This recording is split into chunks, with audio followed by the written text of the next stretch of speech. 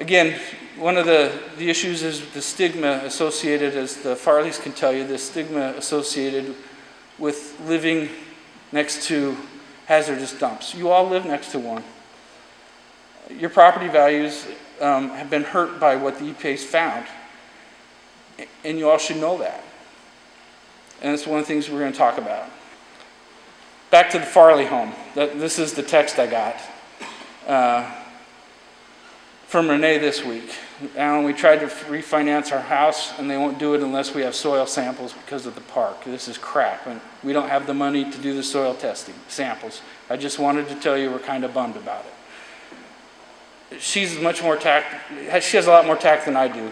I would say this is blankety blank, and and it is.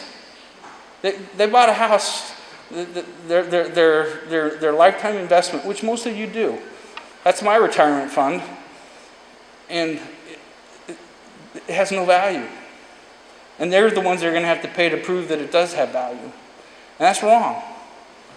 They didn't do anything. Again, one of the things that, if you have questions that we'll be willing to talk about, are the property values. The attics, according to the EPA, you're going to need a full hazmat cleanup. It's as if you had found asbestos or black mold, which I went through this winter, and it's a big pain in the butt. And it's expensive. Luckily, I don't think benzaldehyde is excluded in most homeowners' insurance policies yet. Testing, when we do a test, it costs about $3,000. Most of that's for the lab to do the analysis. Again, this is just some comments on social media about property values in Clyde. I've heard people say we want to make Clyde a ghost town. We do not want to make Clyde a ghost town. That is not our purpose. We are not here to make Clyde a ghost town. We're here to make Clyde a safe place for Whirlpool's employees, kids, to grow up and go play football and go play basketball and go to the state championship like they've been doing, and not have these kids dying. That's our goal. And that's why they've exhausted everything. They're finally to the point where they're taking matters in their own hands. And that's the message that we wanted to convey to the community, so that there was you may not agree with it.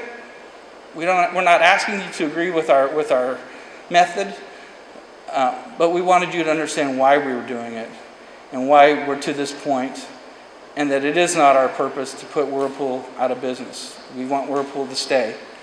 That being said, Whirlpool left Fort Smith, Arkansas as a ghost town. They did it before they even found out that there was pollution there. They left 2 years ago, packed up, went to Mexico. And now they've left a mess for Fort Smith, because when it rains, again, a lot of these cleaning solvents are coming up through the ground. So there was a lawsuit that just was filed last week in Fort Smith because of the carcinogen. I can't even pronounce that. Who's a chemist? Yeah, trichloroethylene is found in the groundwater. And Google it. I mean, that's Whirlpool, and that's what they did. That's what they did in Fort Smith, Arkansas. And so, again, a lawsuit's been filed down there because everyone's property values have just plummeted because no one will buy a house there.